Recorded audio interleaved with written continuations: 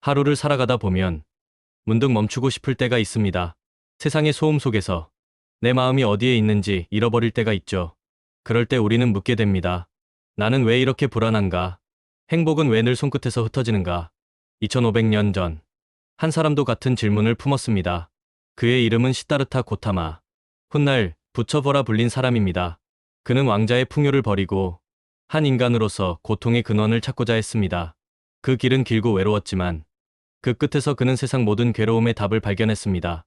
그 깨달음은 단지 한 사람의 이야기가 아니었습니다. 그것은 모든 인간의 이야기였습니다. 삶의 고통, 행복의 의미, 그리고 마음의 자유에 대한 이야기. 오늘 우리는 그 여정을 따라가 보려 합니다. 불교 사상의 시작. 그 첫 새벽의 빛을 함께 마주하며 우리 마음속에도 작게 피어나는 깨달음의 씨앗을 느껴보세요. 일부. 깨달음을 향한 여정의 시작. 조용한 새벽입니다. 어둠이 아직 세상을 감싸고 있지만 동쪽 하늘 끝에는 희미한 빛이 스며듭니다. 그 빛은 마치 누군가의 마음속에 처음으로 피어난 깨달음의 불씨를 닮았습니다. 2500년 전 인도의 카필라성. 그곳에서 한 왕자가 태어났습니다. 이름은 시다르타 고타마. 훗날 그는 부처라 불리게 됩니다. 깨달은 이 진리를 본 사람이라는 뜻이죠. 그는 왕궁에서 모든 걸 누렸습니다. 풍요로운 음식, 화려한 옷, 사랑스러운 가족과 따뜻한 미소들. 그러나 그 마음 한구석에는 말로 표현할 수 없는 공허함이 있었습니다. 어느 날 그는 왕궁 밖으로 나갑니다. 그곳에서 그는 네 가지 장면을 목격하죠. 늙음, 병듦, 죽음, 그리고 수행자. 그 순간 그는 깨닫습니다. 아, 인생이란 결국 변하지 않는 고통 속에 있구나. 그는 그날 이후로 세상의 모든 쾌락과 풍요가 진정한 행복을 주지 못한다는 사실을 깨닫습니다. 그는 더 이상 왕자의 삶을 이어갈 수 없었습니다. 마음 깊은 곳에서 울리는 질문이 있었기 때문이죠. 사람은 왜 괴로워하는가? 이 고통에서 벗어날 길은 없는가? 그는 세상을 떠나기로 결심합니다. 밤이 깊은 시간, 잠들어 있는 가족을 마지막으로 바라봅니다. 사랑하는 아내, 그리고 갓 태어난 아들 라울라. 그의 눈가에는 눈물이 맺혔습니다. 그러나 그는 알았습니다. 진리를 찾지 못한다면 그 사랑마저도 영원할 수 없다는 것을. 그렇게 그는 말을 타고 성을 떠납니다. 왕자가 아닌 한 인간으로서 진리를 찾기 위한 첫걸음을 내딛었습니다. 길은 멀고 험했습니다. 그는 수호자들과 함께 수행했고 고행으로 몸을 혹사시키기도 했습니다. 하루에 한 알의 곡식만 먹으며 육신을 초월하려 했지만 그 끝에 남은 것은 오직 고통뿐이었습니다. 그는 깨달았습니다.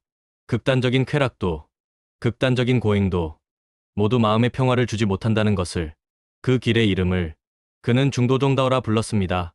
모든 것은 한쪽으로 치우치지 않고 균형과 조화를 이루어야 한다는 진리. 그것이 불교 사상의 첫 씨앗이었습니다. 이제 그는 보리수 아래에 앉습니다. 진리를 얻기 전에는 이 자리에서 일어서지 않으리. 그는 그렇게 맹세합니다. 그리고 깊은 명상에 들어갑니다.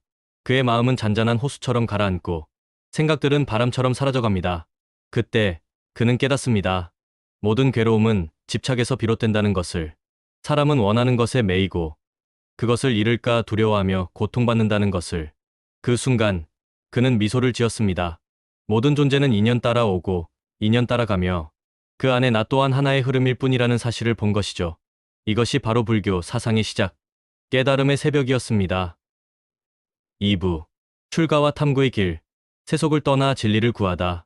왕궁을 떠난 그날 이후 시다르타는 더 이상 왕자의 옷을 입지 않았습니다. 그는 머리를 깎고 거친 길 위를 맨발로 걸었습니다. 화려했던 보석 대신 초라한 거린의 옷을 걸쳤습니다. 사람들은 그를 보며 물었습니다. 왕자가 어찌하여 이토록 고된 길을 택하십니까? 그는 미소를 지으며 말했습니다. 진리를 찾기 위한 길은 그 어떤 왕자보다 높습니다. 그는 여러 스승을 찾아다녔습니다. 명상과 지혜로 이름난 현자들, 세상의 비밀을 알고 있다고 말하는 이들. 그들의 가르침은 정교했고 철학적이었습니다. 그러나 그의 마음속 공허는 사라지지 않았습니다. 그는 깨닫습니다. 지식은 진리를 가리키는 손가락일 뿐, 진리 그 자체는 아니라는 것을. 그래서 그는 혼자가 되기를 선택했습니다. 숲속 깊은 곳, 아무도 찾지 않는 자리. 그곳에서 그는 다시 앉습니다. 몸은 쇠약해지고 숨은 가늘어졌지만 그의 눈빛은 오히려 더 맑아졌습니다. 그는 자신을 들여다보았습니다. 마음이란 끊임없이 움직이는 파도와 같았습니다. 욕망이 일면 파도가 일고 집착이 사라지면 고요가 찾아왔습니다. 그는 파도를 멈추려 하지 않았습니다. 그저 그것을 있는 그대로 바라보았습니다. 그때 그는 보았습니다. 마음속의 고통은 외부에서 오는 것이 아니라 자신이 만들어낸 그림자라는 것을 그는 스스로에게 묻습니다. 나는 누구인가? 이 괴로움의 근원은 어디에서 오는가? 그 물음은 단순한 철학이 아니라 존재의 깊은 곳을 향한 부름이었습니다. 밤이 깊어지면 그는 고요히 숨을 고르고 새벽이 오면 눈을 감은 채 명상했습니다. 가끔은 배고픔이 몰려오고 몸이 버티지 못해 쓰러지기도 했지만 그는 일어났습니다. 그의 마음은 이미 길을 보았기 때문입니다. 그는 깨달았습니다. 세상의 모든 존재는 서로 연결되어 있다. 나무의 잎이 떨어지면 흙이 되고 흙은 다시 생명을 키워내며 그 생명은 또 다른 존재를 낳습니다. 모든 것은 홀로 존재하지 않습니다. 그것이 바로 연기유엔치의 법칙입니다. 모든 것은 인연으로 일어나고 인연이 닿으면 사라집니다. 그러므로 그 어떤 것도 영원하지 않습니다. 이 깨달음은 그의 마음을 자유롭게 했습니다. 무언가를 잡으려는 마음이 줄어들자 그의 내면에 고요한 평화가 찾아왔습니다. 그는 더 이상 과거에 머물지 않았습니다.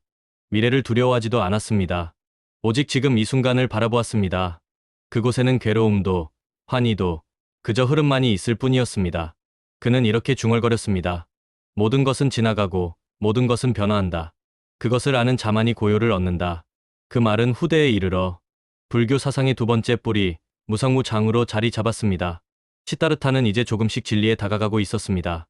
그의 여정은 육체의 고행이 아니라 마음의 깊은 통찰로 이어지고 있었죠. 그는 느꼈습니다. 모든 괴로움의 밑바닥에는 나라는 존재에 대한 착각이 자리하고 있음을, 나가 있다 생각하니 욕망이 생기고 나가 중요하다 여기니 집착이 생긴다는 것. 그가 마음속으로 속삭입니다. 나는 없다. 다만 인연 따라 일어날 뿐이다. 그 깨달음은 그를 더욱 자유롭게 했습니다. 그날 밤 하늘의 별은 유난히 밝았습니다. 그는 곧 보리수 아래에 앉게 될 운명을 느꼈습니다. 3부 보리수 아래의 깨달음. 모든 괴로움의 근원을 보다 깊은 밤이었습니다. 하늘에는 별빛이 흐르고 세상은 고요했습니다. 시타르타는 보리수 아래 앉았습니다. 땅은 차가웠지만 마음은 단단했습니다. 그는 스스로에게 이렇게 맹세했습니다. 진리를 얻기 전에는 이 자리에서 결코 일어서지 않으리. 그는 눈을 감았습니다. 숨이 고요히 오르내렸습니다. 그의 마음속에는 과거와 미래의 장면들이 떠올랐습니다. 그는 수많은 생과 죽음을 보았습니다. 한 번은 부자였고 또 한 번은 가난한 이였으며 한 번은 사랑했고 또 한 번은 미워했습니다. 그는 깨달았습니다. 생과 사는 끊임없이 이어지는 흐름이구나. 모든 존재는 윤회의 고리 속에 묶여 있구나. 그리고 그 중심에는 하나의 진리가 있었습니다. 모든 괴로움은 집착에서 시작된다. 무엇인가를 얻으려는 마음, 잃을까 두려워하는 마음. 그 두 가지가 괴로움의 씨앗이 되어 사람의 마음을 흔들고 있었습니다. 그는 더 깊이 들어갔습니다. 욕망은 집착을 낳고, 집착은 고통을 낳고, 그 고통은 또 다른 욕망으로 이어집니다. 끝없는 고리, 그것이 바로 연기유엔치. 모든 존재의 근본 구조였습니다. 그는 그 고리를 끊을 수 있는 길을 찾기 시작했습니다. 그리고 마침내 그의 마음속에 한 줄기 빛이 스며들었습니다. 그는 미소 지었습니다. 모든 것은 마음에서 비롯된다. 마음이 맑으면 세상도 맑아진다. 그 순간 그의 내면 깊은 곳에서 새벽의 첫 햇살처럼 밝은 빛이 일어났습니다. 그 빛은 그를 감싸며 모든 어둠과 무지를 걷어냈습니다. 그는 이제 더 이상 왕자도 수행자도 아니었습니다. 그는 부처퍼, 즉 깨달은 자가 되었습니다. 나는 모든 괴로움의 원인을 보았다. 나는 모든 괴로움의 끝을 보았다. 그리고 그 길은 누구에게나 열려 있다. 그 길의 이름이 바로 팔정도바아전다. 바른 견해, 바른 생각, 바른 말, 바른 행동, 바른 삶, 바른 노력, 바른 마음 챙김, 바른 집중. 그는 깨달았습니다. 행복은 멀리 있지 않다는 것을. 그것은 이미 우리의 마음속에 조용히 숨쉬고 있다는 것을. 그리고 이렇게 말했습니다. 모든 것은 스스로에게 달려있다. 그대가 마음을 바꾸면 세상도 달라진다. 그날 새벽, 그는 온 세상에 연민의 눈길을 보냈습니다. 부자든 가난한 자든, 지혜로운 자든 어리석은 자든, 모두 같은 괴로움 속을 걷고 있었기 때문입니다. 그의 마음에 피어난 자비는 햇살처럼 온 세상으로 퍼져나갔습니다. 그것이 바로 불교 사상의 세 번째 뿌리, 자비츠베의 시작이었습니다. 그날 이후 보리수 아래에서 얻은 깨달음은 2500년이 지난 지금도 우리 마음속에서 계속 빛나고 있습니다. 부처는 더 이상 하늘 위의 존재가 아니라 우리 각자 안에 있는 깨달은 마음입니다. 그 마음을 알아차릴 때 비로소 우리는 고요 속의 자유를 얻게 되죠. 4부 불교 사상의 핵심, 중도, 연기, 무상, 자비. 부처님은 깨달음을 얻은 뒤 며칠 동안 아무 말도 하지 않았습니다. 그의 마음은 맑고 고요했으며 그 어떤 말로도 그 깊이를 다 전할 수 없었습니다.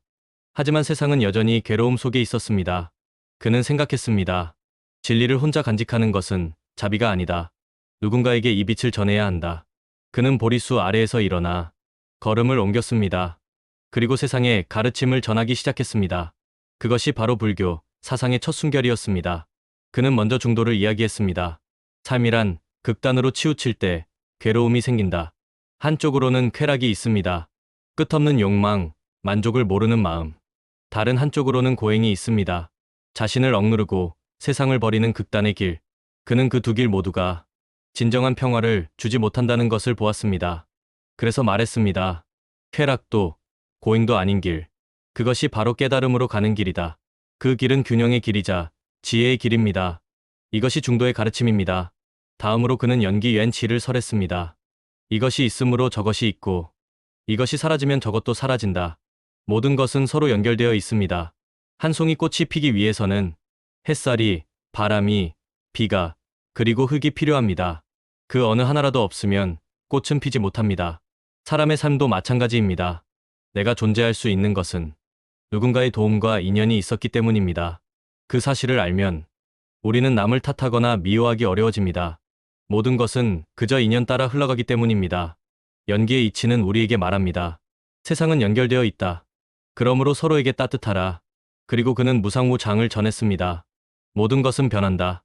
변하지 않는 것은 아무것도 없다. 꽃은 피고 져야만 합니다. 해가 뜨고 지는 것처럼 기쁨은 지나가고 슬픔도 사라집니다. 그것이 인생의 자연스러운 흐름입니다. 그런데 사람은 이 변화를 두려워합니다. 좋은 것은 오래 붙잡고 싶어 하고 싫은 것은 빨리 밀어내려 하죠. 그러나 부처님은 말했습니다. 변화를 거부할 때 괴로움은 시작된다.